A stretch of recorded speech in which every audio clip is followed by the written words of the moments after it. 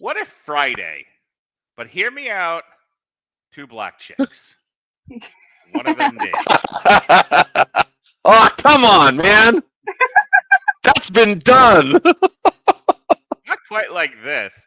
So our next movie that we're going to talk about is One of Them Days, which is a 2025 American buddy comedy directed by Lawrence Lamont and written by Sarita Singleton. It stars Keke Palmer and the Jizza, who is also the RZA in the Jizza.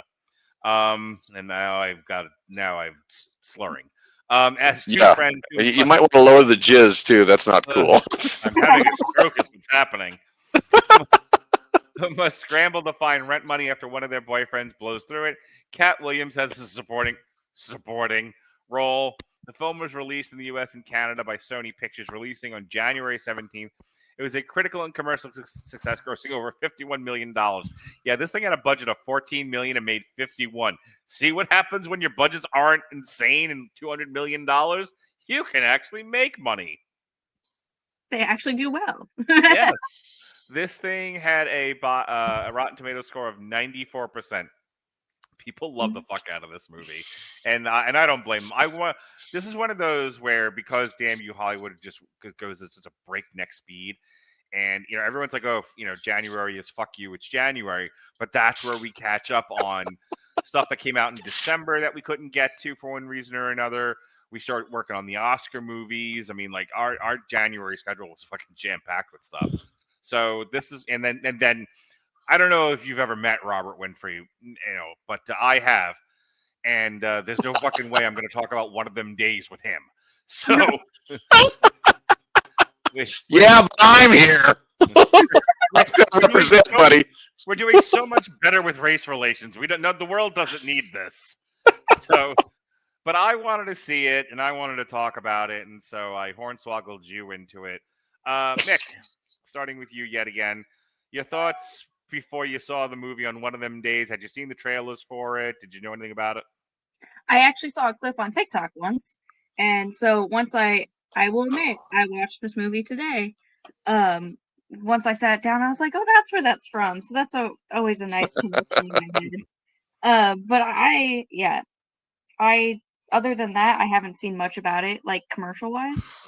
I got a question. Are you down with the black comedies? Are you down with this, Fridays, One of Them Days kind of groove?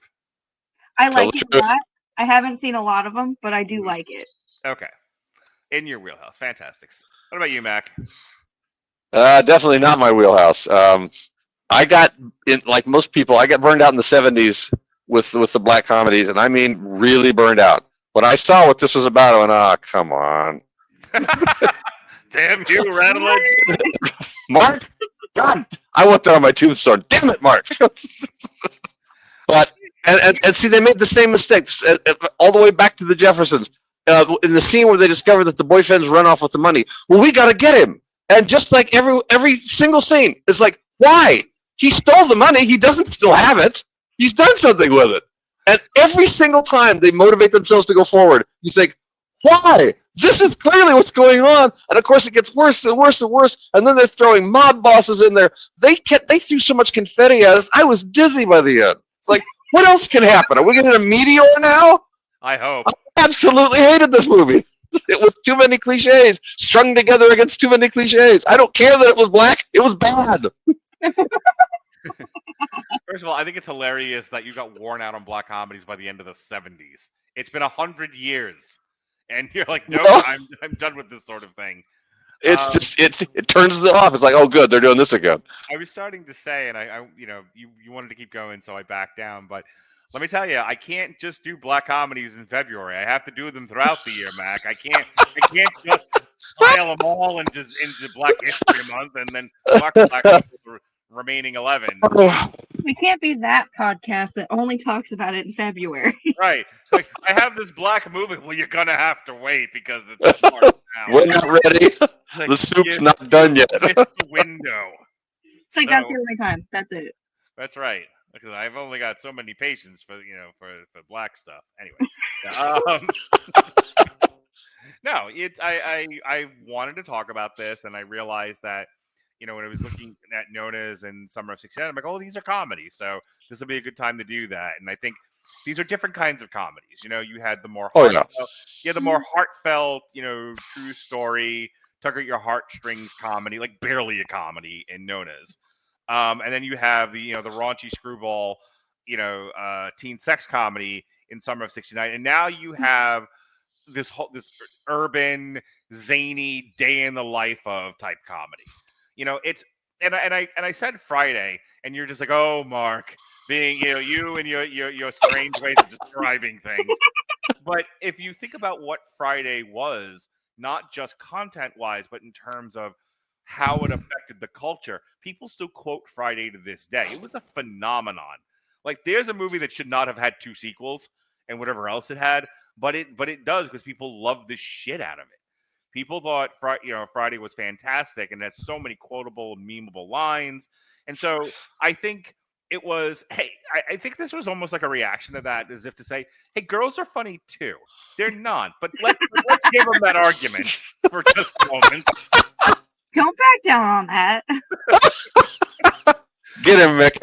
And say, if an angry rapper, and his high pitched comedy friend can do this, why can't these 2 chicks? And I figured, you know what? But capitalism is about products and marketplaces. Try your best and see what happens. And they had a hit on their hands, so you can't knock the hustle. So one of them days. I'm excited to talk about it. Let's get into it. So it's a classic setup. We have we have the odd couple here. We have one girl who is working hard in the world. She's working at a diner. She's trying to get promoted to manager. She's just barely keeping it together, and she is just surrounded by ne'er-do-wells. And as the people doing Black Fatigue TikToks currently are doing, this is going to age this podcast real well.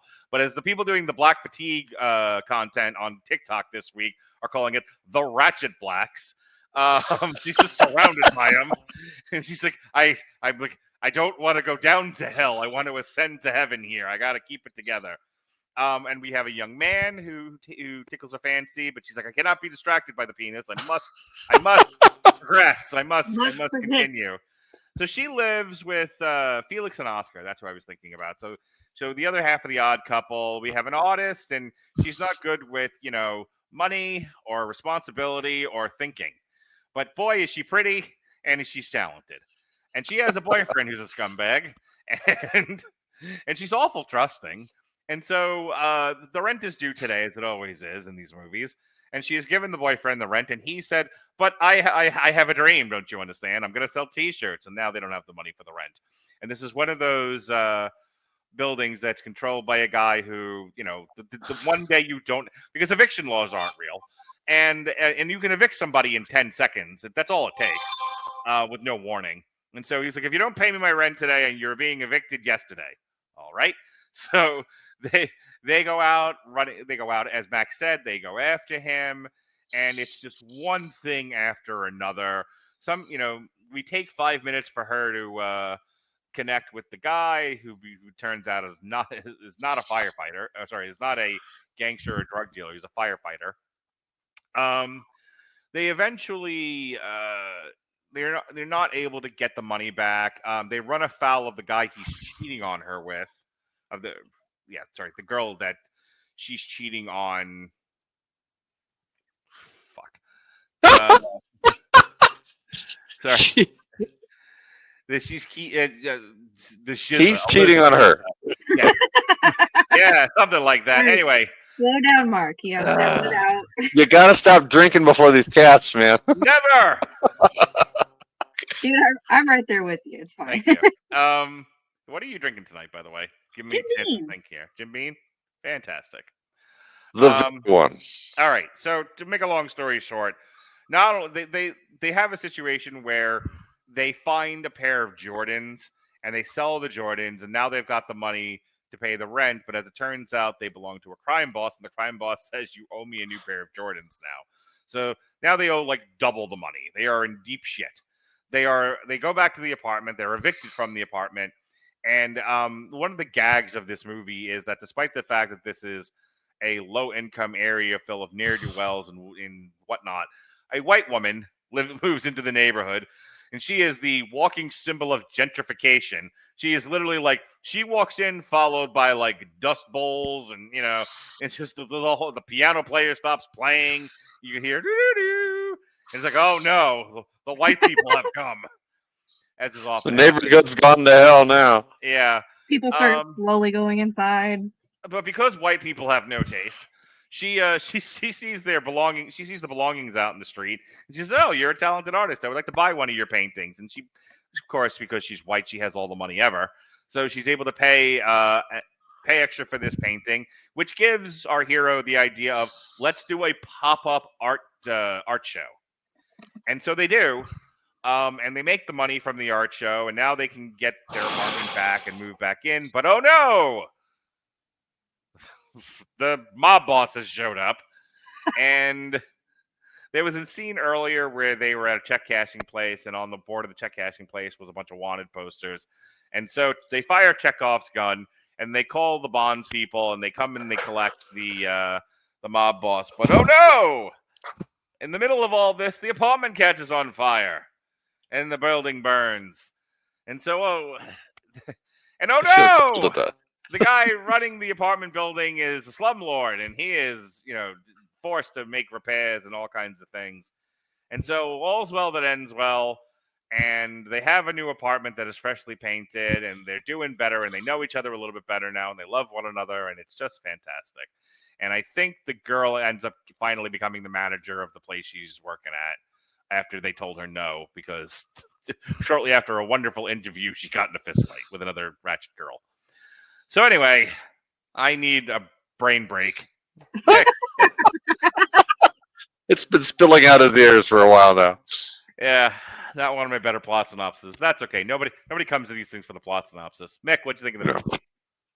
I thought it was really funny. This one, the title actually fits, because with all this shit that's happening the whole time, like bad thing after bad thing, it is one of those days. Yep. In a weird way. It's like being fired on your day off. Right. In a weird way, I found their like money situation relatable. I was like, I feel that, like, especially when they're in the loan office, and the lady was just like, I didn't flinch at all, boo. Like, she was not laughing at the credit score. So lately, I've been applying to apartments, and it's not been going well. Highly relatable movie, eh? But I did notice immediately that, like, it's definitely the type A friend with the type B friend, and they are somehow best friends. Classic odd couple. Yeah, no, it works really well, and their chemistry together is fantastic. I will also say that Lisa is hot as fuck, and she touches my bisexual heart. Aw. Mick, are you trying to say something to us? Just spit it out, babe. I think she just did. She dumped the other black chick. I don't know. Here, I'll do it for you. She wasn't impressed with the mega schlong at the beginning. She was impressed with the girl looking at it. Am I outing myself on podcast right now? Well, I mean, is that really outing, though? No. We know you, Mick. It's not the first I time didn't think somebody it has was a outed secret. themselves on this podcast, and it won't be the last. It's not. Besides, our viewer will not tell anybody. Oh yes, the one, yes. The one viewer, yes. But I found it all over funny. I did feel like there was a lot going on at once. Yeah. But if I kind of turned off my brain, I think the problem was watching it so suddenly after work, and I should have just relaxed and did it anyway. But no, it was a good movie. That's all I gotta say. Okay. Mac, tell me all the ways you hated this movie. Well, let me start off with, God damn it, Mark. just so we have the right air. This is where young and old are actually going to matter. If you got burned out on the repetitiveness of black comedies in the late 70s, early 80s, this is just going to, your eyes are going to drop when you see it. Oh dear God, they're doing this again. And they could have called it. Oh no, and then this happened, because this is clearly a farce, and that's okay. And then the movie. And then, it's like, okay, we got to this scene. Everything's going to be okay in a minute. Quick, send them to the blood bank and have an accident there. and then we'll have our bloody gorsey. And, I mean, that was. I had to avert my eyes. That was the one Yeah, scene. I was like, it's "Whoa." like, holy crap, man! They're having this kind of disaster, and I mean, they couldn't go get lunch without just one thing after another. But that, of course, is the thing. That's the idea of a farce. But you have to think a farce out. It has to have a line through it. You can't just have the bird shit on your head and then the car hits you while you're wiping it off. It has to be you were taking a walk in this area and the bird's been doing this for a while. You have to reveal it. You have to say, okay, he just aligned with every wrong thing he could. That's not what they did for this movie, and that's not what they did for the comedies in the 70s and 80s. It was just one blow dart after another. And I want you to compare the bad guy, the mob boss at the end of this movie, with the one in Summer of '69. Gosh, those are different. You know, this guy you were afraid of. You were wondering not only would he kill them, how would he kill them. The other guy, I kind of thought that the strippers could take him if they tried hard. They could. They really could. Yeah, they really could have. He was not their equal in any way, shape, or form. But this guy, between hiring Black McMonstercock versus Charlie. Black McMonstercock. Jesus, Mark. I'm gonna die laughing at you. Black McMonstercock. Yeah, that really says it. That really says it. And I want you to picture this. You're the actor. Let's just suppose you're not that big, but someone's gonna. The props guy. The props guy says, "Here, put this in your pants." Prosthetic. Yeah. And be sure it wiggles. We have to see it wiggle. Yes. I mean, Monster Cock be my name now. Yeah. Mik Wanamaker. Absolutely. Oh dear. So, due to the fact that I am wildly worn out on this movie, and I didn't find a whole lot of value in it to begin with, because it was an aimless farce. There was no brilliance in it. There was no line through it. Shakespearean farce has a line through it. Most other farce has a line through it. This has a spot on it, and people just wandered around the spot getting stuck. I'm not saying that it was done badly. It was done really well, actually. The acting was quite good. The lighting, the effects, the production was great. The writer should be shot. Assuming he's alive, they may have evoked this from a dead guy, because I've seen this before. So, I'm glad it did well, but I'm definitely not the audience it did well with. Well, I am. I enjoyed the shit out of this. I watched this one with my kids. Like, Nana's, I watched separately, and then I told my son. My son wrote me. He was like, he was with his mom last week. He was like, "Hey, what's on streaming that I should watch?" I told him watch Nana's. I told him watch Havoc, which I reviewed last night with Pat Mullen. And I said those are really, really good. In fact, you'll love Nana's, and it turns out he did. He's a good boy. But and then Summer of '69, I just watched by myself. I haven't even mentioned it to my kids. But we watched one of them days together on a Friday family night, movie night at the house, and all three of us. It's sometimes it's hard to get my son and my daughter and me all on the same page with a movie, because while we like movies, they grew up with movies because of me. We don't always all have the same taste, right? It's different ages, different genders, different tastes. But we all laughed our ass off at this movie. This was the great unifier. One of them days. It was just one. Like, I love a good absurd comedy, and this was one of those where it was just like it's a Murphy's Law movie. Everything that can go wrong does go wrong, but they are not so incompetent or utterly unlikable that they can't pull their way out of it. And at no point in the movie was I cheering against them. At no point in the movie was like, you're too stupid to win, or you're too unlikable. Like, they're not. Neither one of them is a bad person. One of them's a dingbat, and the other one you couldn't have less luck if she tried. But that's their charm. They're not bad people. They're just, due to some not great decision making on one's part or bad luck on the other, they keep finding themselves in shit situations, but then they, not by blind luck necessarily, but through some degree of ingenuity and a little bit of luck, they managed to pull the plane out of the nosedive, which is all you can ask for in one of these movies. Look, I kid about Robert, but Robert's whole thing of, like, I don't really like the urban style. I don't like the urban theme. I don't like the urban movie. Fine. Not everyone does. But I grew up with this stuff, and I've watched them for years. And again, I made a joke out of it, but the reality is that there's probably a small market out there, clearly, for people who appreciate two black girls doing the kind of stuff usually done by men. And for a long time, only white men.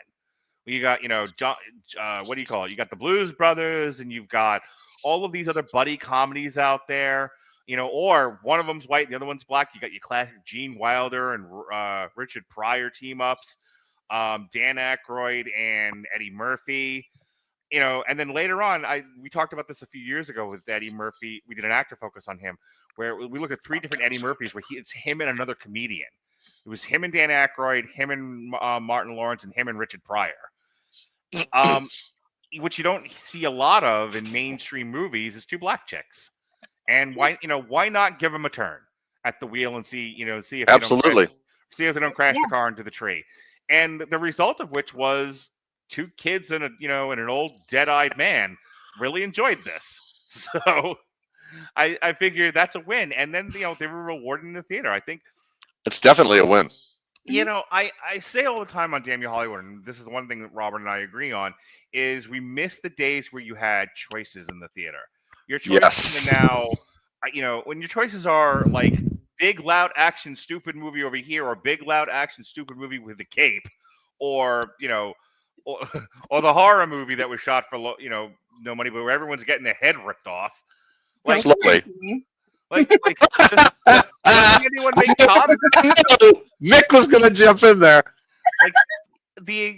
Doesn't anyone make comedies anymore? And no, they all go to Netflix. But this one, by God, Sony, as many problems as they've had in recent years, sticking to their guns and releasing this one in theater when this was clearly a Netflix movie, by any other name, and they were rewarded for it. And so I think that's a big one, and I'm happy to give it what little attention this podcast will give anything and talk about it here. Is it going to win any, prizes for literature? No. But it's not meant to. That's not that wasn't their goal. No, but if you, to round this all the way back to the beginning and then we can get out of here for the night.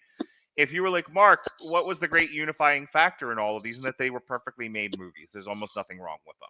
They were exactly what all 3 of these movies were exactly what they were meant to be, and were. You could look at the marquee and pick it and get what you chose. And these were very satisfying experiences. You went to the store, you ordered a cheeseburger, you got a cheeseburger, and you went home happy and full.